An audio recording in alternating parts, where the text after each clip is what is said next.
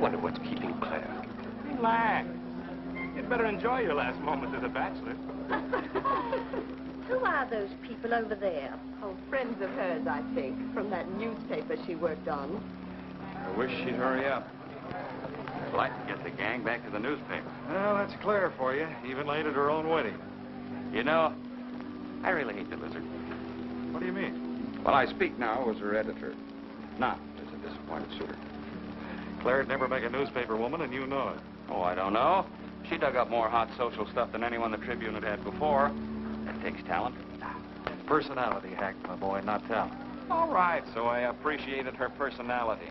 You appreciated it. I was the one that brought her to your attention when she was only an $18 a week steno from a hick town.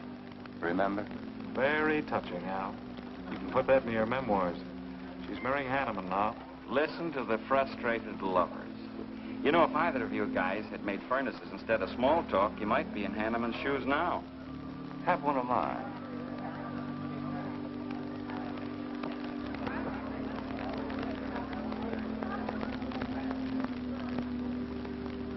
We do have memories, don't we, Les?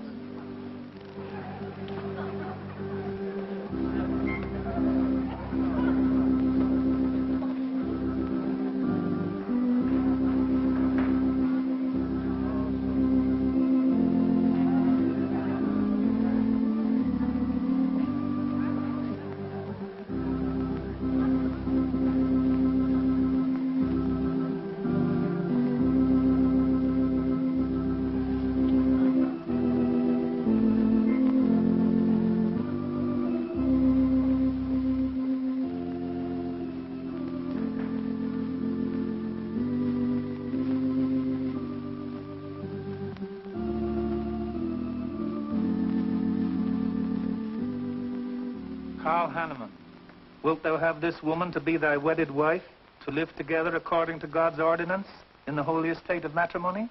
I will. Claire Cummings, wilt thou have this man to be thy wedded husband, to live together according to God's ordinance in the holy estate of matrimony? I will. I now pronounce you man and wife. You may kiss the bride.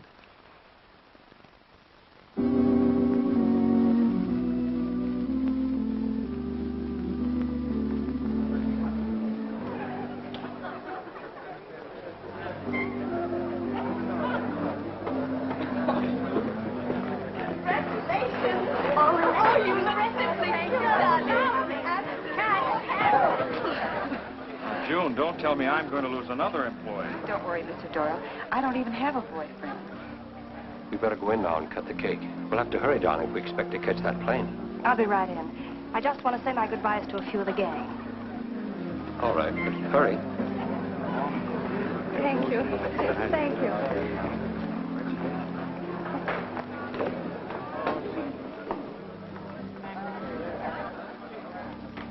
Guess who? Why did you come out here? Because I love you. Because you love me. Claire, you're crazy. Don't you know what those words meant in there? Let no man put asunder. No one can put us asunder, Les, you and me. Oh, I never could figure you out. Except that, well, you make everything add up to spell Claire, don't you? Now, darling. You're even getting a sadistic kick out of having me at your wedding, me and the others. But there are no others. Only you. I'll think about you on my honeymoon. I'll write you. Miss me, Les. I know you're going to be very happy. I beg your pardon. Thank you. I'm ready with my cameras, Mr. Hanneman. I've been looking for Mrs. Hanneman. You haven't seen her, have you? I believe you'll find her on the terrace.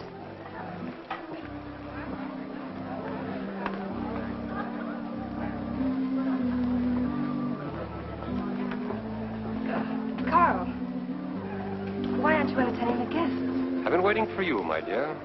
I was detained. On the terrace? Don't you think you were being a little affectionate for a newly married woman? Darling, you're a great big old suspicious bear. That was only Les Burns. And? It was nothing. Just a friendly goodbye kiss. Les did so much to help me with my newspaper career. Why, he's like a brother. You're the only man for me, darling. Ever. They're waiting for us. Shall we cut the cake?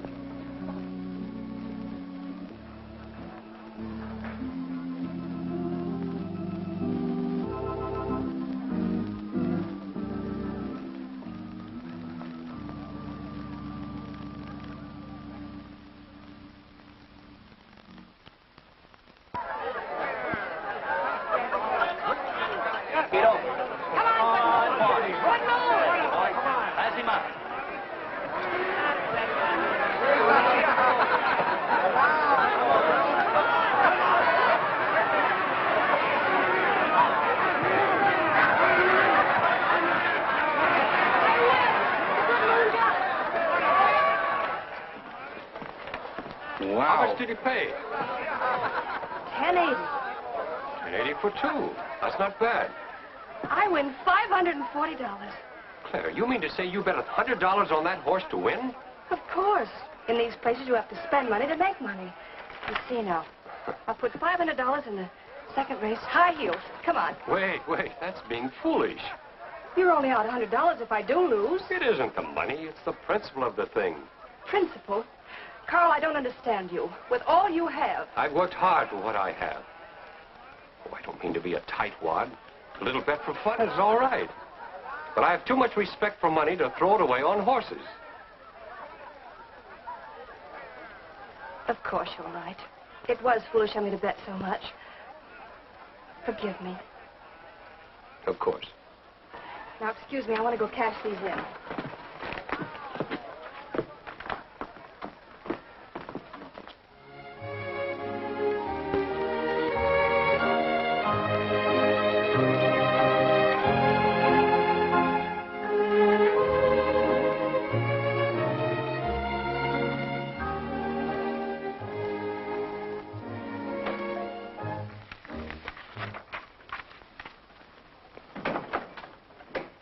Hello, darling.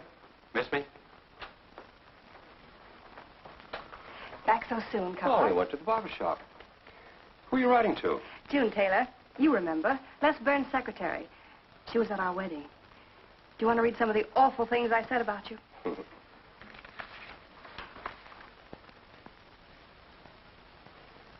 It's hard for me to believe that I'm so lucky as to have a woman like you in love with me. It's true, darling. Every word of it. I'm sorry, Claire.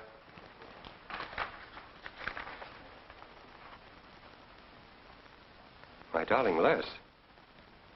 To June, eh? Things are beginning to make sense now. Carl, darling. So that was a goodbye kiss you gave Les Burns.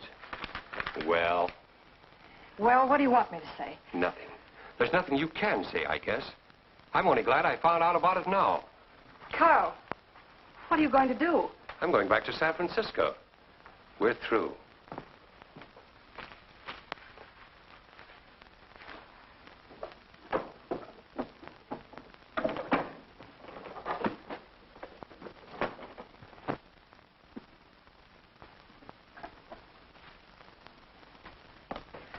But what am I going to do, Carl? I don't care what you do.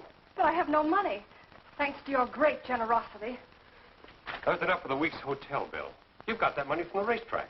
Live on that. You'll not get another cent from me. Oh, no. I wouldn't be too sure of that. I'm your wife, Carl. There are community property laws in this state. It won't be that easy. It'll be very easy when I show this letter to the judge. And I'm starting divorce proceedings in the morning. Oh, Carl, darling, let's talk this thing over. It's so silly. Get out of my way before I forget myself.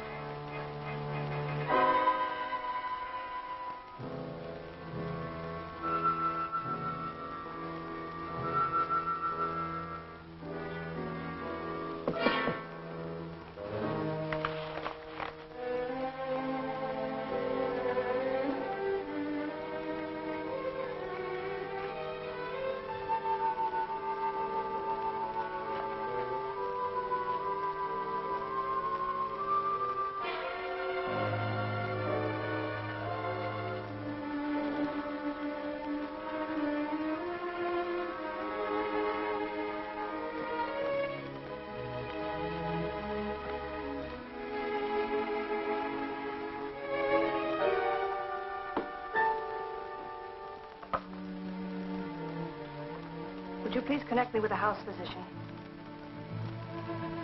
Hello, Dr. Hastings? This is Mrs. Carl Hanneman, Bungalow 9. Could you please leave a prescription for some sleeping tablets for me at the drugstore? I'll be needing them right away. I'm turning in early. No, that won't be necessary. I'm going out for a bite to eat, and I'll pick them up later. Thank you.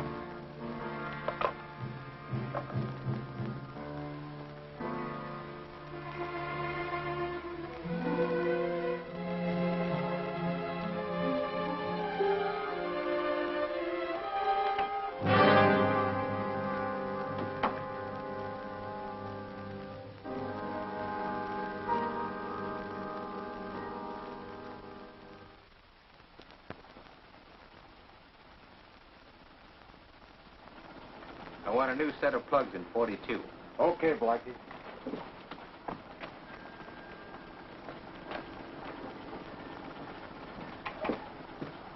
Are you Mr. Tellen? Yeah. I must reach San Francisco by tonight. I want to be back by morning. Can you make it? I can make it up and back if If what? this weather holds out and my fee is big enough. How much will it cost? $400.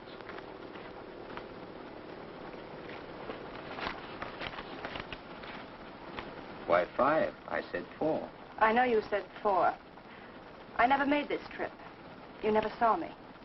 Understand? Sure. I don't even want to know your name. I'm glad we understand each other. Perfectly. Now, if you wait over there, we'll be ready to leave in a few minutes. Hey, Jack, roll out 41 and let's warm it up. Right.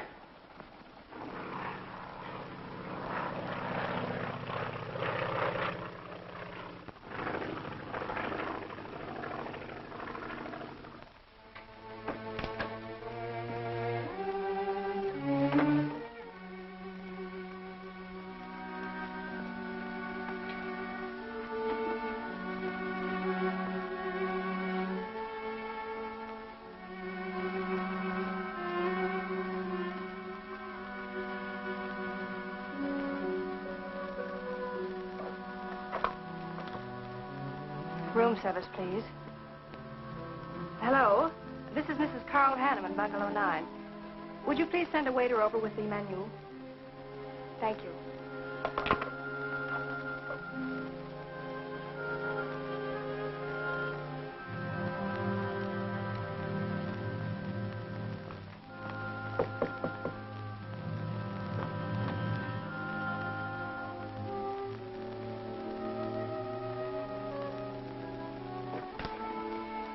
Good morning, Mrs. Hanneman. Good morning, Victor.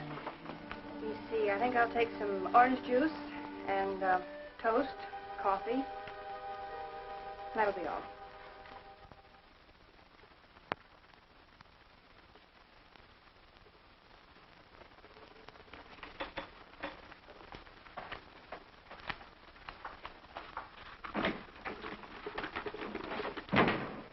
How was the ball game? That was no ball game. It was a track meet.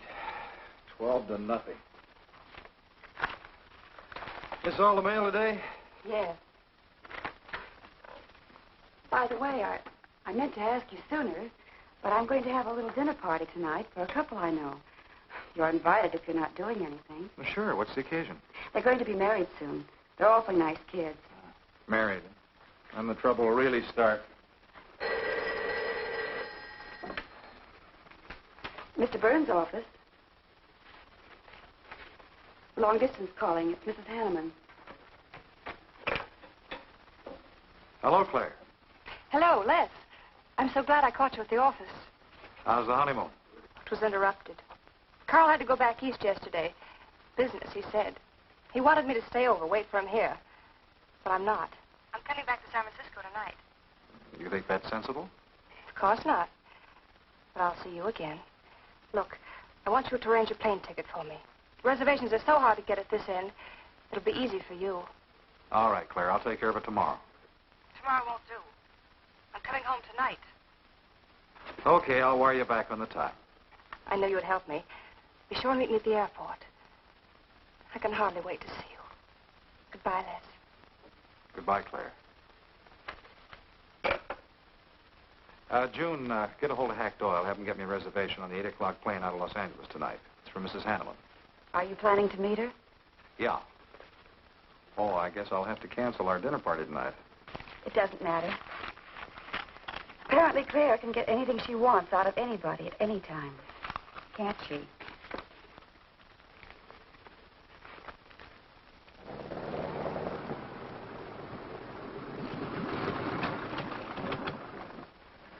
I never thought I'd be back with you so soon, darling. It's wonderful.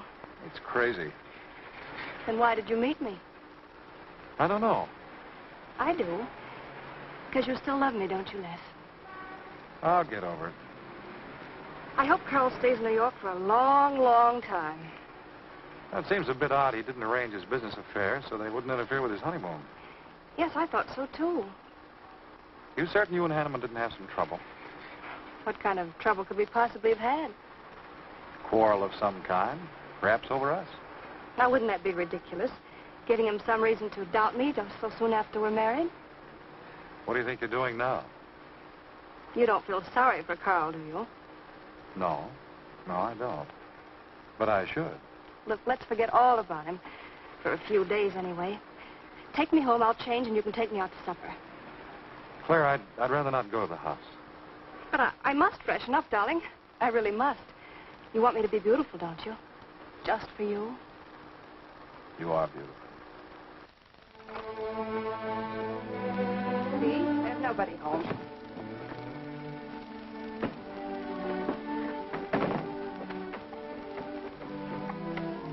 Wait in there, darling. I'll be down in a minute.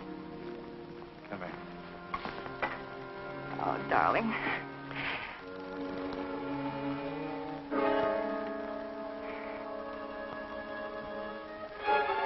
Les, what is it? Stay here.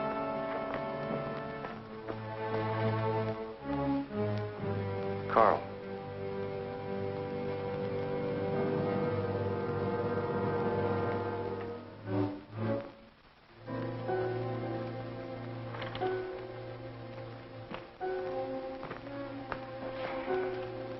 Suicide. But why? Oh, poor Carl. Claire, I thought you said he'd gone to New York. That's what he told me. I don't understand it. Why should he do such a terrible thing? You probably know as much about that as anyone. It's going to be one of the first things the police ask you. You can't stay here, darling. I'll take you over to Hack Doyle's. Where's your telephone?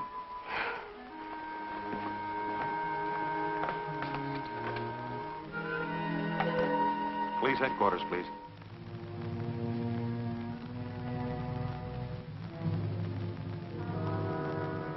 I thought of you and Hack right away, Mamie, and brought her over here. I hope you can put her up for tonight. Oh, of course.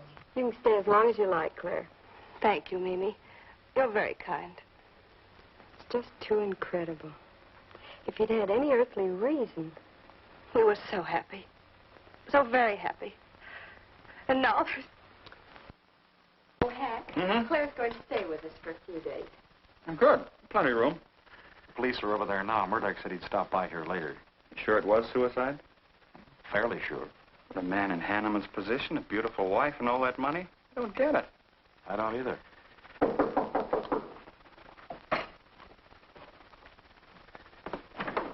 Oh, hello, Bill. Come on. How are you, Hank? Hello, Claire. Hello, Bill. Sorry this had to happen to you. Sit down, Captain. How about a cup of coffee? Thanks, Miss Doyle. I won't annoy you for long, Claire. Just a few questions. Routine. You know how it is. Of course. Les gave me most of the details over the phone. Your husband, by the way, has been dead for nearly 24 hours. How did it happen that Burns met you at the airport? He didn't happen to. I phoned him from Los Angeles. How come? Well, I was arriving late and alone. I knew Les would pick me up. Do you have any theory as to why your husband came to San Francisco after telling you he was going to New York? No. I didn't know anything about the business. The gun, of course, was Hanneman's. We checked the serial number. Funny there are no powder burns on the coat. Bill, a suicide doesn't always press a gun against his body. In that case... There would be no powder burns, I know. Do you know of any reason why your husband should have taken his life? No, I don't. Anything wrong with his health? Not that I know of. But that could have been the reason. Had you quarreled? Oh, no. No, we never quarreled. Believe me, throughout every minute of our married life, we were supremely happy. The entire week, huh? Well, that's all for now. I may want to talk with you again later. Where will you be? Right here with us. Thanks. Bill. Yeah? You found fingerprints on the gun, of course. I mean, Hanneman's prints. Uh-uh. Clean as a whistle.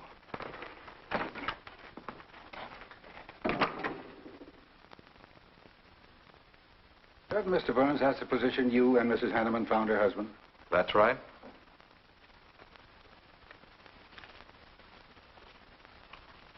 One more question, Mr. Burns. Your testimony at the coroner's inquest said you touched nothing. That's true. Then how did you know the man was dead without feeling his pulse or heart? Mr. Chalmers, I've been around enough to know a dead man when I see one, especially after 20-some-odd hours. You assumed that Mr. Hanneman committed suicide. Why? Well, everything points to suicide. Not in my assumption, Mr. Burns. Mrs. Hanneman, you say you saw your husband alive on Monday afternoon, and then the following night, which was Tuesday, you saw him again. Yes, but he was dead. I've told you everything. You don't need a weather vane to see which way this wind is blowing. Was it customary for the servants to take a vacation whenever Mr. Hanneman left on a trip and leave the house empty? Well, I don't really know. I didn't give orders to the servants. Carl, Mr. Hanneman ran the house. I hadn't moved in yet. I see that you also assumed that this was a suicide. Naturally, it couldn't have been anything else. That's what Mr. Burns said. According to the police scientific detection laboratory, the pistol found near the body was the one used in the death of your husband. But they found no powder burns on the clothes of Mr. Hanneman, nor fingerprints of any description on the gun. Furthermore, it was brought out that Mr. Hanneman couldn't have fired the gun because in making certain tests of his hand for traces of powder marks, none was found. Just what are you driving at? Simply this. Carl Hanneman was murdered. But unfortunately, I haven't enough evidence to hold either of you. You were out of town, and your alibi was proven. You're free to go. But let me give you a tip. I'm not buying any suicide theory, so the case will remain open.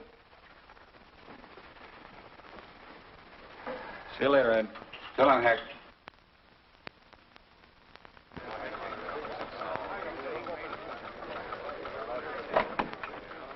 Good morning, Les. Just the guy I want to see. Yeah, about what? Oh, I've been assigned to do the follow-up on the Hanneman case. Oh, how'd you draw that? Oh, I asked for it. It'll be a dull job because there isn't going to be any follow-up. Just an ordinary suicide. Are you kidding? I never smelled an odor of fish so strong in my life. No fingerprints on the gun, and you call it suicide. So what? What makes you so sure? Can you give me a good reason for Hanneman killing himself? No, I can't.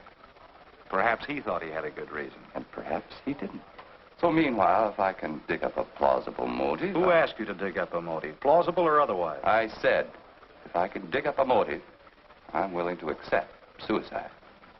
But if I can't, then it'll have to be murder. Still carrying the torch for Claire, Hyle? Not anymore. But somebody sure fixed it in a hurry for you to get Claire again. That's a nasty crack. So meanwhile, chum, walk a straight line. Or you'll have people thinking you took a shot at Hanneman. You got a lot of work to do, Al. You're so right, boss.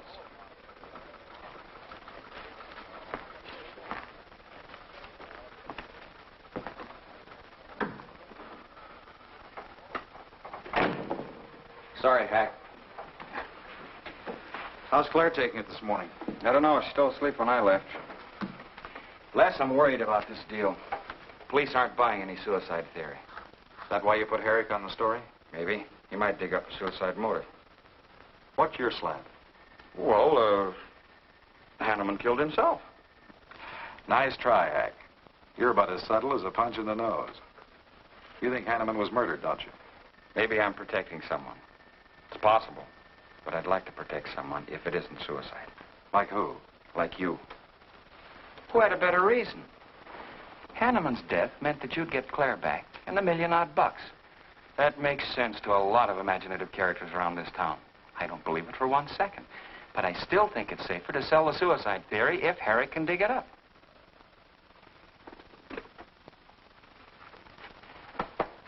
Thanks, Hack. But I didn't do it. Yeah. Send him in.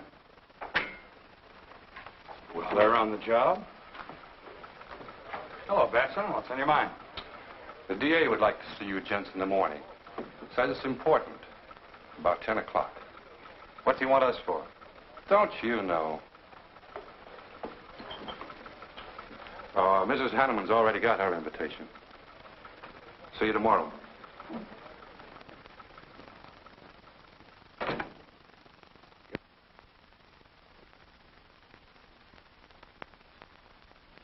Eric really revels in pouring it on. Well, it's news. Nobody's been hurt. Yet. By person or persons unknown. Could have been worse. The DA certainly tried hard to tag it on somebody. Tell me, Hack, do you think that, well, that Claire could have shot her husband in some way? No. She was in Los Angeles the night he was killed. DA couldn't shake that, and... Good morning, everybody. I hope I'm interrupting something important. Hello, darling. You look tired. Hello, Hack, dear. Good morning, Clara. It's a pleasant surprise. What can I do for you? I came to get my job back. Starting when? No. Well, after all that's happened, don't you think you should have a little rest? Rest. Why, working will be the best thing in the world for me. It'll keep me from thinking too much about poor Carl. After all, I must carry on. My life is still ahead of me. What's the real reason? Well, I do need a little cash. I have the house and my clothes, but I just won't be able to live on the widow's compensation the court will allow me. You wouldn't want me to have to sell my clothes in order to eat, would you? Oh, no. After all, I've made other arrangements about your column. Beth Warnock's taking it over. You are still the boss, Hack. Les, darling, wait outside for me. I'll be out as soon as I've had a heart-to-heart talk with Hack. I know. You might as well say yes, Hack. I've had these heart-to-heart talks.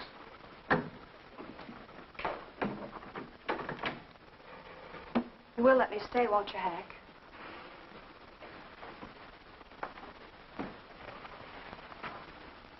Yes, but I was hoping you wouldn't ask it. You are a darling. Listen, Claire, you stick to the job and no playing around. There's enough trouble here now without you adding to it. I don't know why you talk like that. I'm serious about it, Hack. I'll work hard. For your sake, I hope you do. You are a dear. See you later.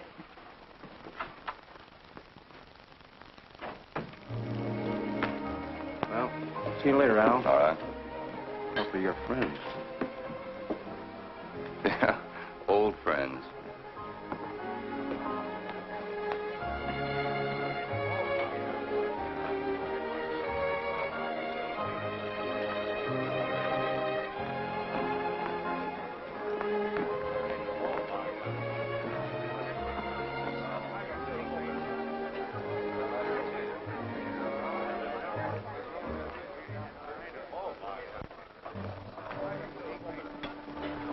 Two martinis, please.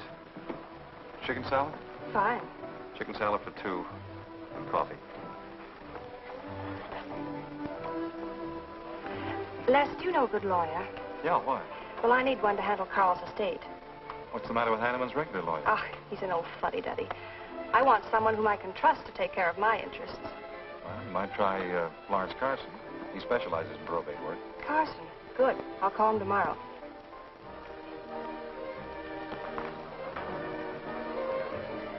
Do I know that man over there? You should. It's Stanley Mason. Our paper's backing him for Congress. Of course. Why, the pictures on his campaign posters don't do him justice. You know, I never could figure that guy. Every time I see him, he's with a different girl. So? Oh, we'll have 4 Manhattans. Make them half French and half Italian vermouth. We'll order later. I'll look after them personally, Mr. Mason. Thank you. Stanley, Isn't that Hanneman woman over there? Yes, she's very attractive, isn't she? Well, if she likes the type. Why wouldn't he be a good man to handle the estate? No. He's too tied up with his election campaign. What are his chances, Les? I'm going to Washington. Pretty good. Why? That makes him important. I've got to have someone with influence. He looks like the kind of a man who could get things done quickly. Capable enough, I suppose. Probably make a good representative. Personally, I just don't go for it. I want you to introduce me to him. You can do better. Oh, darling, don't be stubborn. I want to meet him. When you want something, you want it right now, don't you? You know what I really want, Les. I know. A fine old name like Hanneman, carload of dollars, social position, the tops. You're forgetting the most important thing. Am I? You see, that's just the frame. You're the picture in that frame. What's that about a frame? Sergeant Benson, won't you join us? No, but Burns here can join me. Been looking all over for you. The captain wants to have a little chat. Now. What is this, a pinch? No, just an interview. It won't take long. It's too bad you couldn't have found me at 10 o'clock this morning.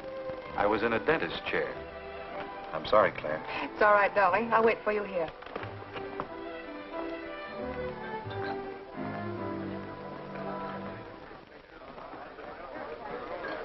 Violet.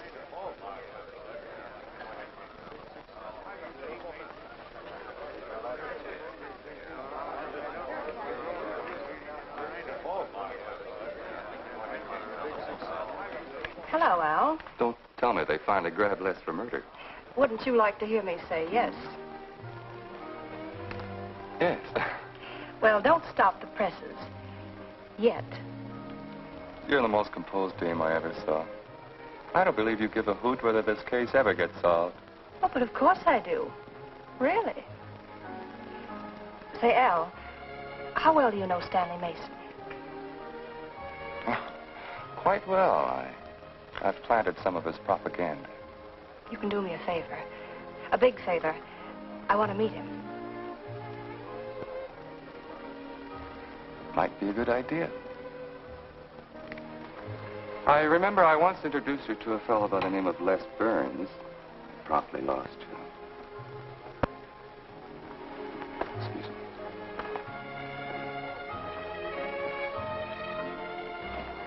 Stan, how are you? Well, hello, Al. Say, I have a young lady over here I'd like to meet you. Just take a minute. Well, all right. Excuse me? Excuse me. Claire, this is Stanley Mason. Mrs. Hanneman. I'm so glad to meet you, Mr. Mason. How do you do, Mrs. Hanneman? Won't you sit down? Sorry, I can stay but a minute.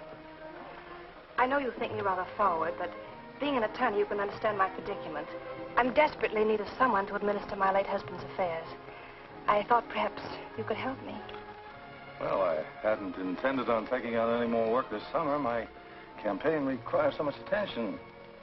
However, supposing you come to my office at, say, 4 o'clock, we can at least talk it over. Oh, thank you. I would appreciate it.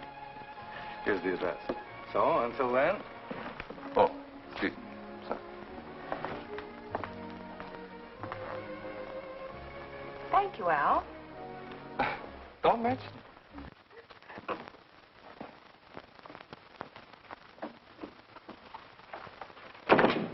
I found him, Cap. Right where I expected. With a grief-stricken widow. Only if she's grief-stricken... Skip it. Les, my boy, have a seat. Last time it was hello, Burns. Today it's Les, my boy. What do you want? You know, I just wanted to chin a bit with you. Oh?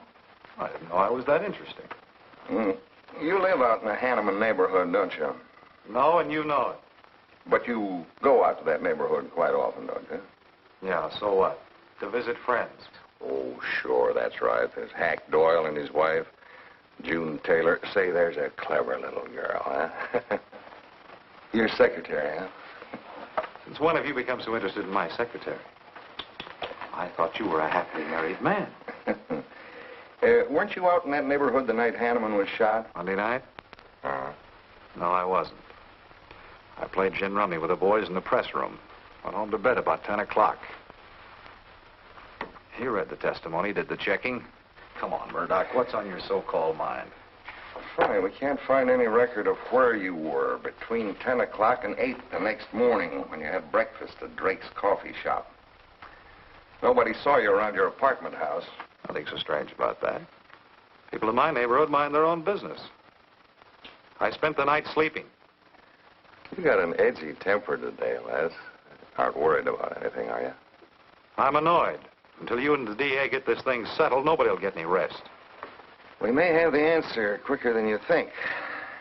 The police expect to apprehend the criminal within 24 hours. Shall I quote that? You can write out the gags, Burns. You've been crazy about Claire for a long time, haven't you? That's right. You thought she was going to marry you. Then she married Hanneman. That must have been quite a jolt. I won't deny that either. So you must have been pretty sore at Hanneman for beating your time. All right, I suppose I was. You know, Burns, you've given out with all the motives a man needs for killing another.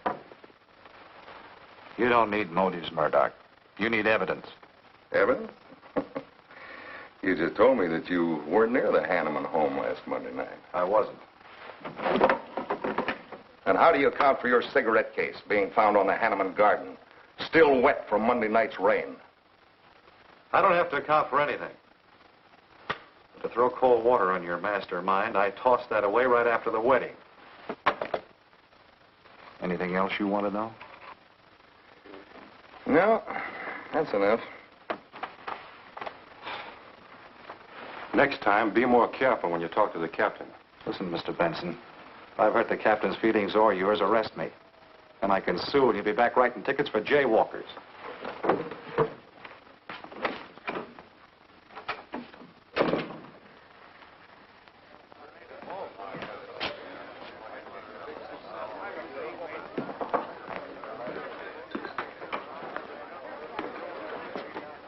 You rent that stool by the month? Well, Lefty. Where's Claire?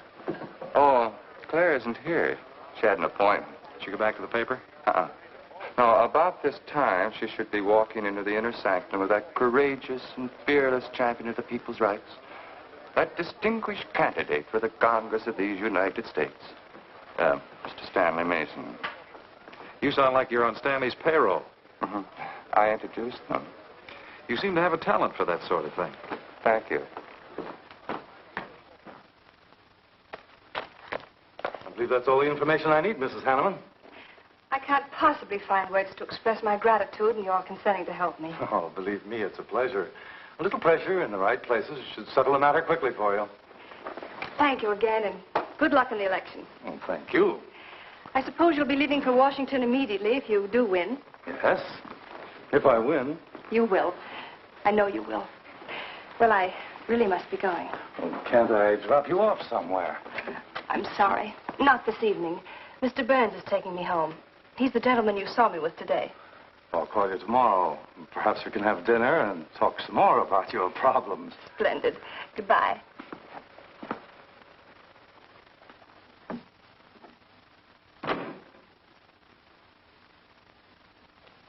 Look, Claire, don't you think you ought to stay over at Hackdale's a little longer? Might be unpleasant. Oh, don't be ridiculous. Come on. Oh, Robert. Good evening. Good evening, Mrs. Hanneman. We weren't expecting you home. We've made no arrangements for dinner. I've had dinner.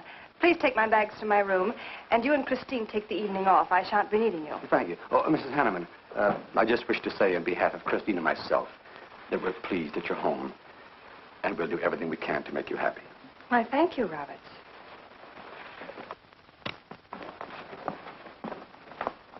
Well, come in, darling. You aren't afraid of Carl's ghost, are you?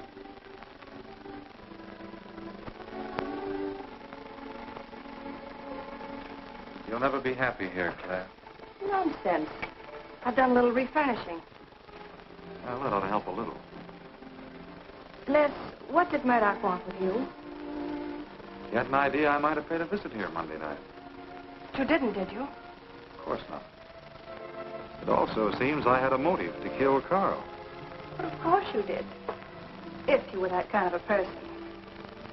Murdoch's only fishing. Well, he knows I've been in love with you for a long time. I told him. You told him? Why not? It's true. You want them to keep working on you, so they'll stay away from me. That's it, isn't it? Yeah, that's it. I said I'd stand by. And you have. And I love you the more for it. You know I do love you, don't you, darling? I think you do, Claire. In a peculiar, mixed-up sort of way. I never should have married Carl. I didn't really love him, but he offered so much. Things I never had. But that's all over now. No, it's not over. It won't be until they find his murderer. They will. And there'll be nothing to keep us apart again. Ever. Claire, if I could only sell myself on that. You've got to, Les. You've got to.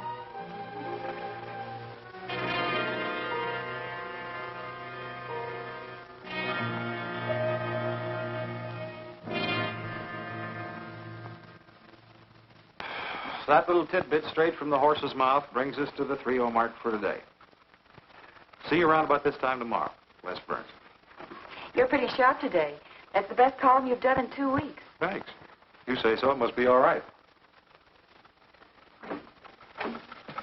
Hi, pal. Hello, Harry. Hear about your girlfriend? They dragged her in this AM. Murdoch and the DA gave her quite a going over. No use charging to the rescue, Les. Stanley Mason already beat you to it. What do they want with her, Al? Well, it seems they had a hunch Claire made a fast round trip into town the night her hubby joined his ancestors. Seems they thought her alibi about being in L.A. the whole time was the bunk. Oh, that's ridiculous. What is it? Well, you'd know more about it than anyone. Jones, put that through, please.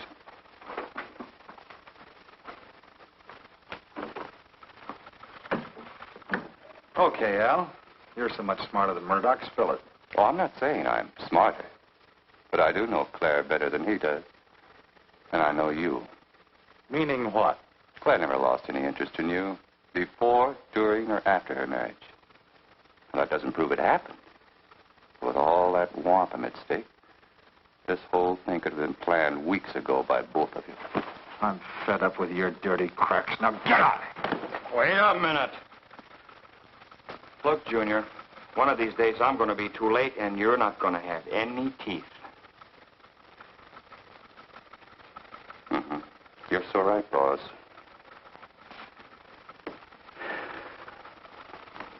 What's wrong, Les? Nothing, forget it. The way you want it? If anybody wants me, I've gone for the day. Have one for me, too.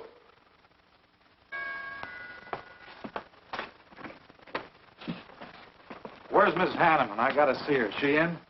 Why, yes, but she's going out. This is important. What's the trouble, Les? Oh, I've been trying to find you all afternoon. You didn't get back to the paper. Where were you? I was with Mr. Mason. We were talking over the estate. Oh. Looks like you got some more talking to do. It's really only business, Les. Come in, but I can only see you for a moment.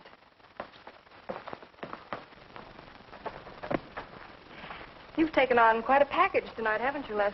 No, I've had a few drinks. Sitting over at Bernhard's. Been thinking things. Crazy things. About me? Yes, you. Murdoch and the DA asking you all those questions. Nothing to be disturbed about. I'm not so sure. Why do you say that? Were you in this room Monday night?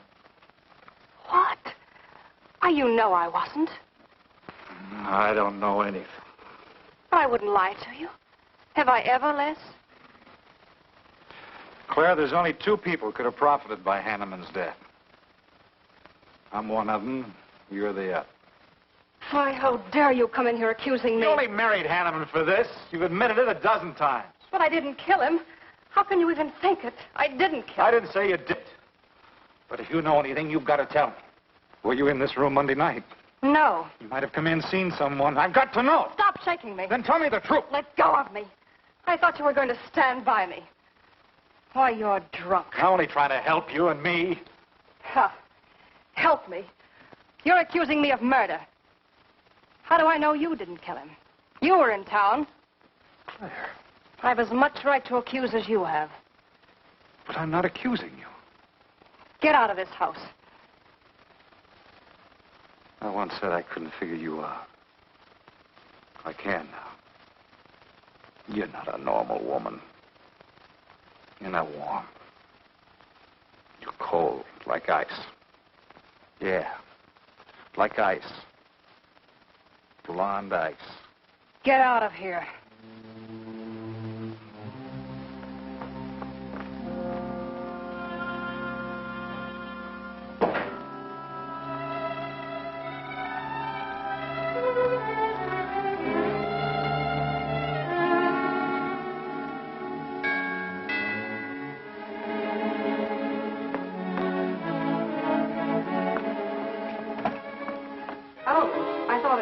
Hello, Mrs. Hanneman.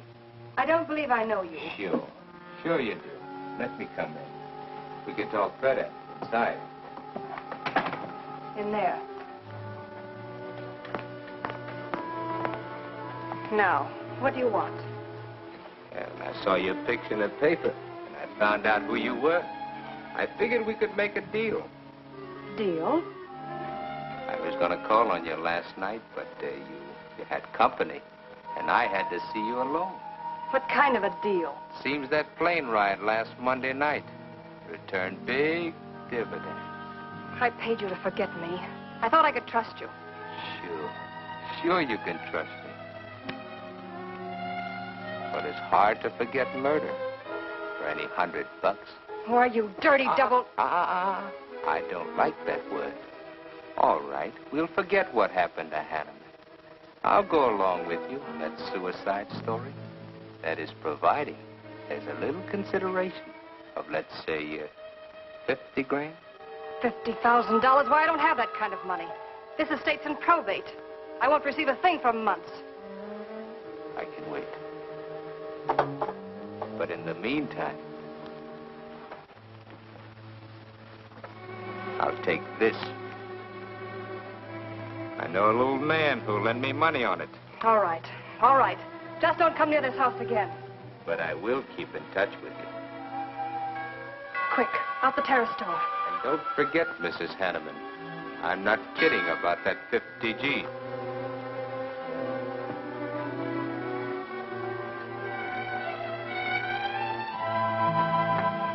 I'll get it, Roberts. Yes, ma'am. Stanley, darling. Thank you. Well, he isn't at Bernhard's either. Oh, I hope nothing's happened to him. He'll turn up when he runs down or runs out to go for drinks. Say, you write his column all by yourself? Somebody had to do it. I hope it's fit to print. It's good. Nice of you to cover for him, too. Do you really think he's all right? Sure. I'll find him later. Don't worry about Les. He's probably getting more poison out of his system than he is into it. I hope.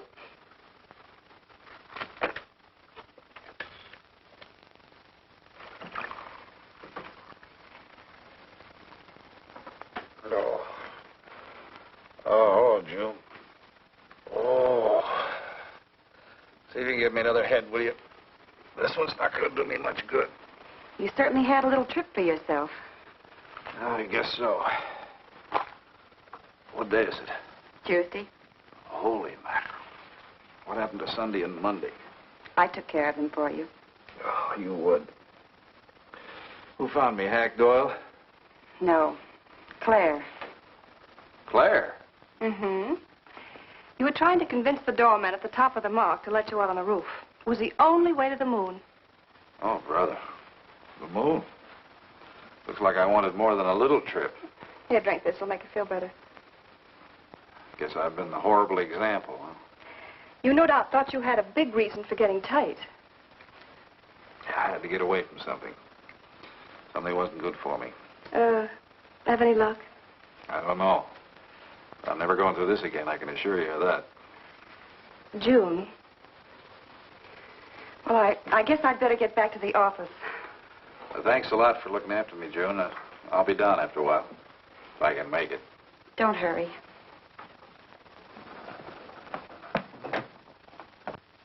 Les, I wonder which hangover you'll recover from first.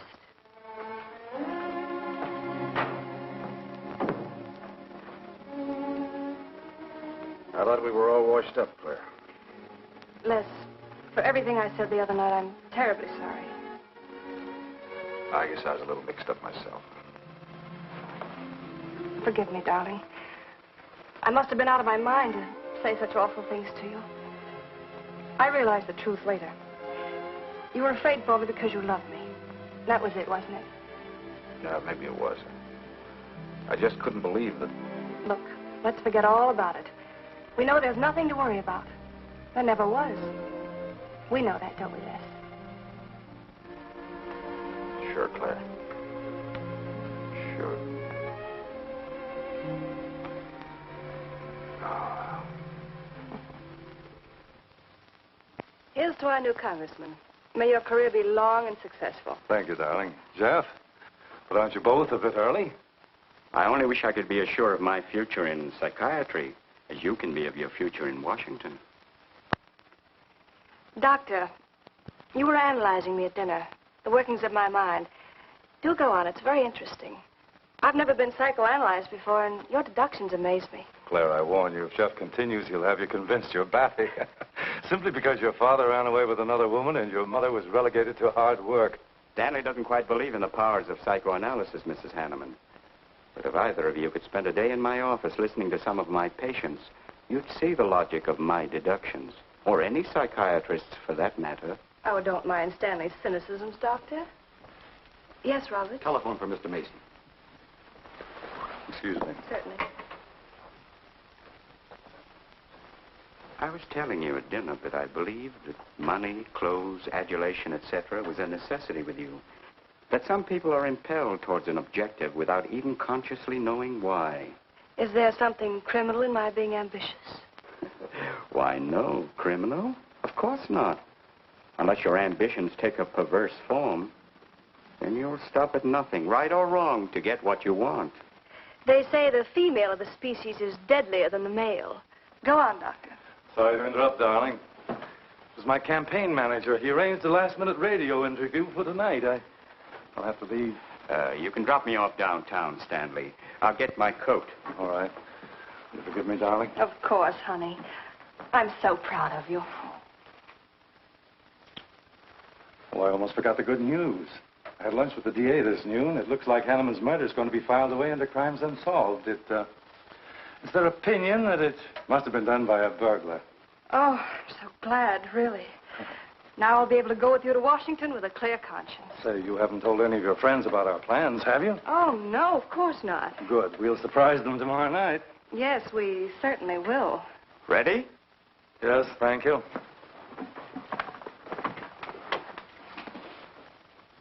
Good night, Clara. Good night. Mrs. Hanneman, please don't take my mental probing too seriously. You're a very charming hostess. So don't worry. I never worry.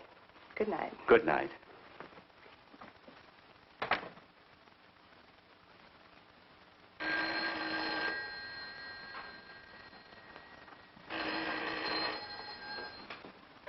Hello?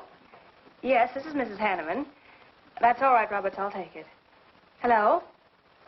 Who? How dare you call me here? I had you. I'm in a jam. I need some dough, and you've got to help me. The estate isn't settled yet. I told you I don't have any money. Don't give me that. You're a smart girl, and if you haven't got it, you know where you can find it. I need at least a couple of grand now and tonight, or else I go to the cops. I got nothing to lose. I have about $700 cash in my jewelry. All right, bring it along. Meet me at the end of the Old Valley Road. Be there in 20 minutes.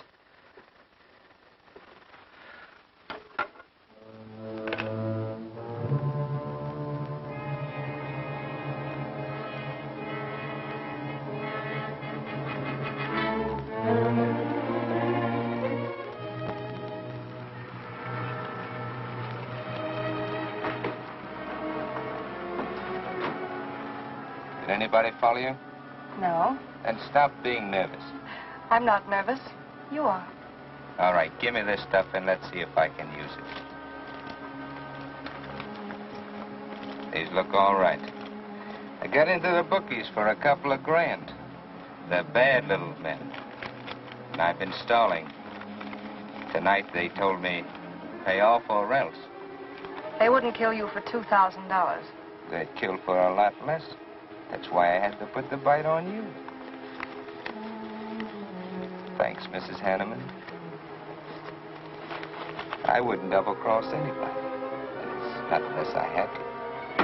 I wouldn't double-cross anybody either, Blackie. Unless I had to.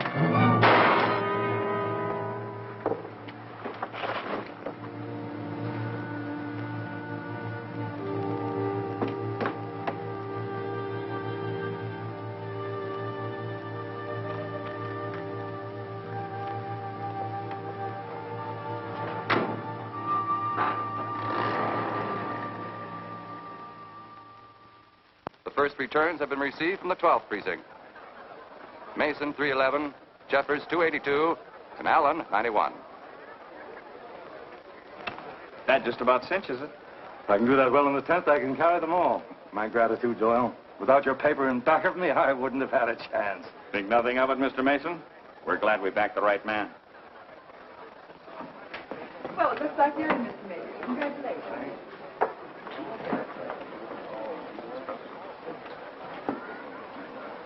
Seen Les and Claire yet tonight?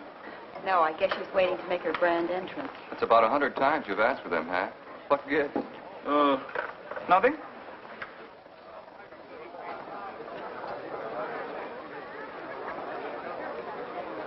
Mr. Doyle, looks like we have a new congressman. Yes, it does. I'm sure he's going to be a good one. I hope so. We backed him. Hello, Claire. Hi, Les. Hi, Hank. Oh, good evening, Claire. You look stunning, as usual. Thank you, Stanley. Oh, hello, Les. Thanks for being Claire for me. Big night, huh? In third place is Jeffers with 162, Allen with 142, and Mason 300 even. That's how big it is. Come on, Claire. I want you to meet some folks. You'll find drinks in there. Look, Les, there's something on my mind. I want to tell you about it. You better have a drink first. Sure.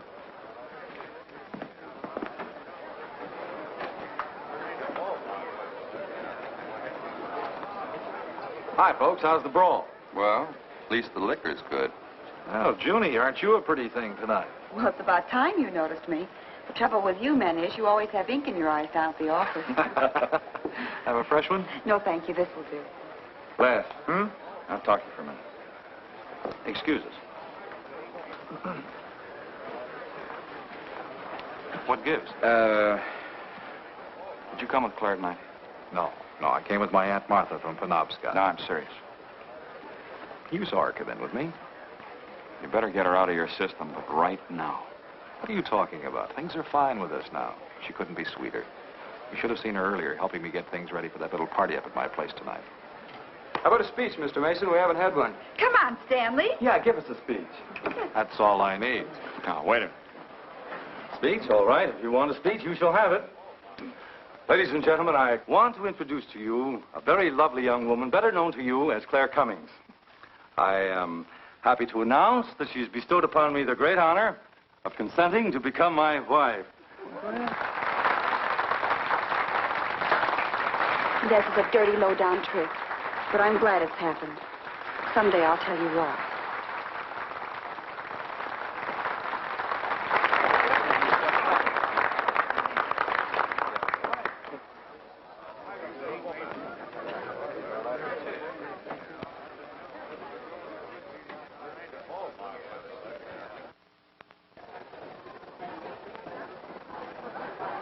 All the rest in the world, my dear. That was quite a speech you made, Stanley. Surprised, Jeffrey? Aren't you going to congratulate us, Doctor? It's customary. Hate to take you away at this moment, Stanley, but there's something I must talk to you about. It's important. But of course, Jeffrey. Will you excuse us? I know you'll enjoy living in Washington. When do you plan to have the wedding?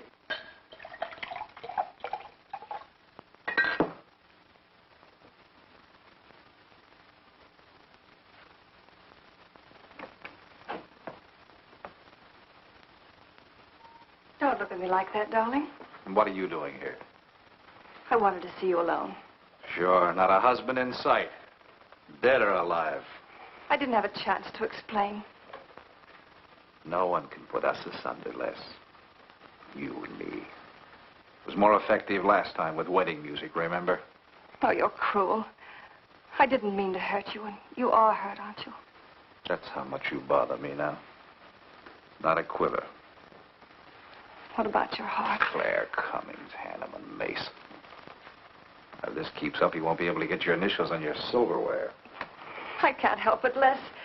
I do love you, but you could never give me the things I must have. Money, importance. With me, they're a necessity. Oh, stop it, Claire. You're like a poison.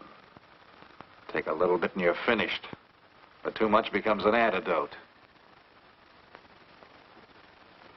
All right, darling. But if we've really come to the end...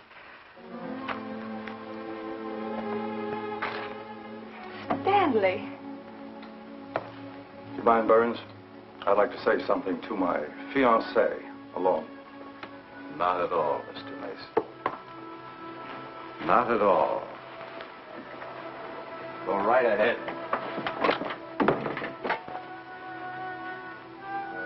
The congratulations are hardly over before I find you in the arms of your old sweetheart. That was a stupid remark. I had to say something to him, didn't I? So you didn't tell him earlier. You said you were going to? Well, I couldn't find the words. Is that why you're angry? Oh, darling, let's not quarrel. We can do that after we're married. There isn't going to be any marriage. What are you saying? I'm afraid we've made a mistake. You can't mean that. What'll my friends think? I couldn't stand the humiliation. Oh, you'll get over it quickly enough, as quickly as you did your other marriage. Why are you talking this way? What did that phony doctor tell you? That's not important. We've made a mistake. Now let's forget it, shall we? But you can't throw me over. I've looked forward. I've planned. You're taking me to Washington with you. Away from these people, these memories. I've got to go with you, Stanley. No, I'm sorry. It's final. You ought to see a doctor, Claire. A doctor like Jeff. I looked for you at the party after he talked to me. I merely wanted to ask you something. Doyle told me where I'd find you, but I didn't believe him either. But finding you here proves many things. You're not well, Claire. All right. I didn't mean to crack up. At least we could have a farewell drink together. No hard feelings, really. Why don't you fix some for us? I must say you're being regular about it.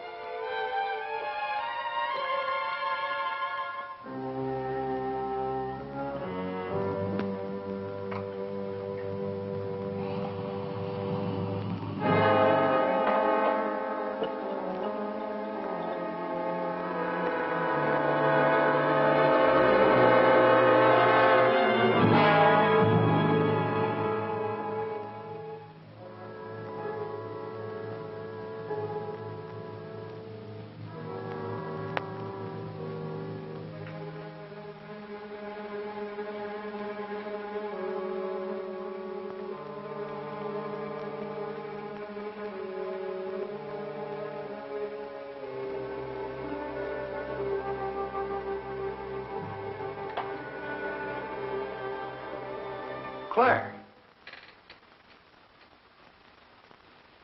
What have you done? I did nothing. You killed him, Les. I killed him? Don't you remember? You came in just a few minutes ago. You saw us talking. You looked funny. Crazy. You said you were going to kill Stanley because he stole me from you. So you picked up the knife and you stabbed him. You're out of your mind. No, I'm not. You're insane. No. No, I saw you do it. You dropped the knife and you ran out the door. I tried to stop you. Came in just a few minutes later. Right now. You murdering little idiot. Les, don't! Mason, you won! Alan just conceded the election! You're going to... You're going to go. You made it on its minute right there.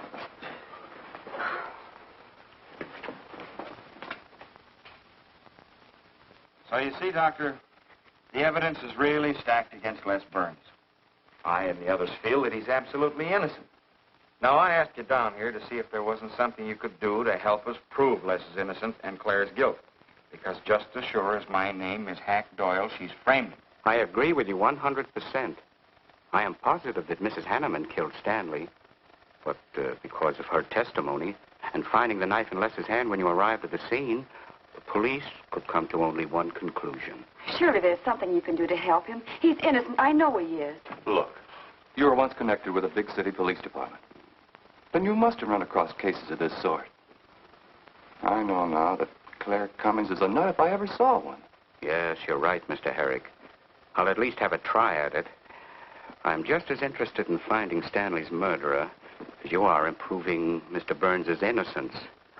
Now, I have a plan that might break her down.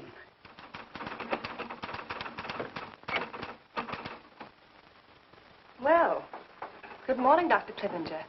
To what do I owe the pleasure of this visit? It's no pleasure for me, Mrs. Hanneman, I assure you.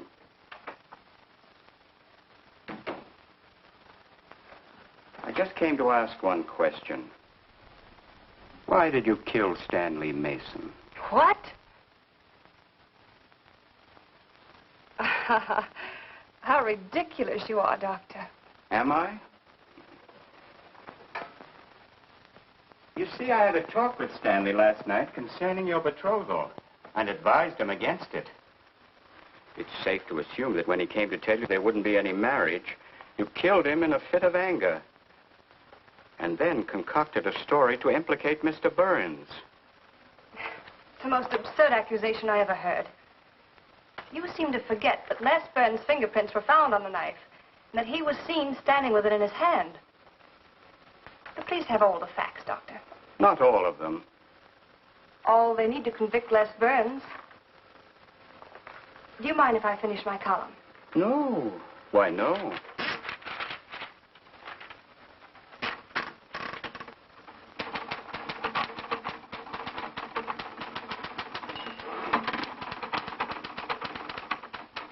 I suppose you'll tell the police I killed Stanley and give them that fantastic story to back up your accusations. It won't sound so fantastic to them, Mrs. Hanneman.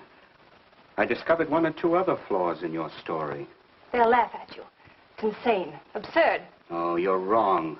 You see, I've spent my life delving into distorted minds like yours. I worked for the police for many years as a consulting psychiatrist. You sound more like a hypnotist. And I'm quite fed up with your insane theories. Now, Doctor, looking for something, Hack? Police are on their way. Police? What for?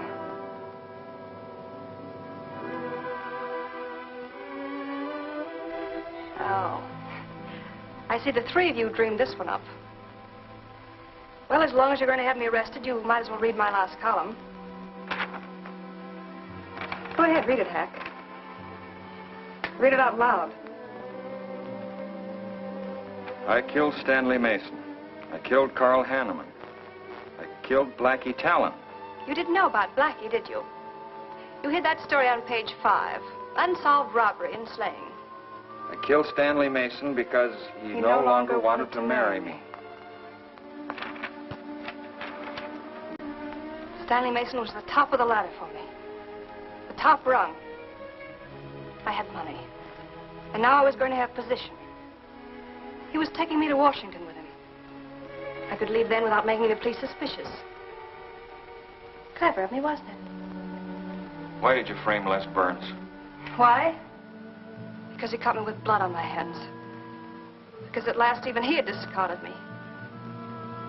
I never loved any of them. You, Al, Hanneman, Mason. But Les, I wanted to hang on to him.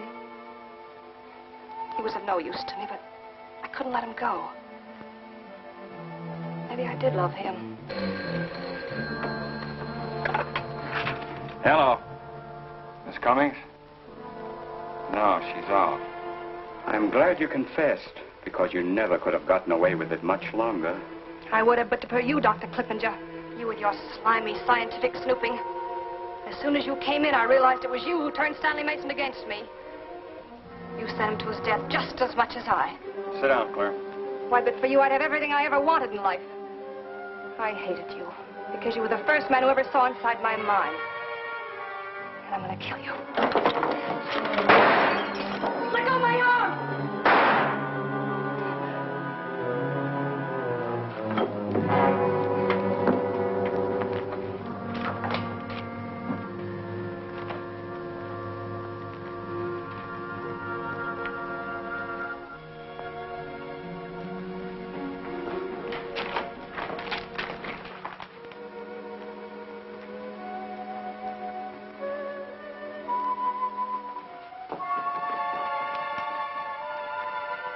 You were a little late, Myrna.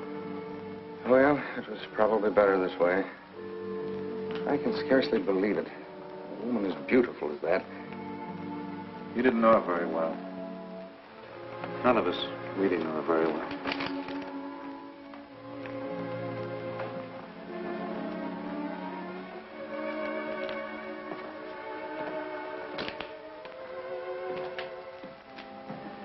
She wasn't even a good newspaper woman.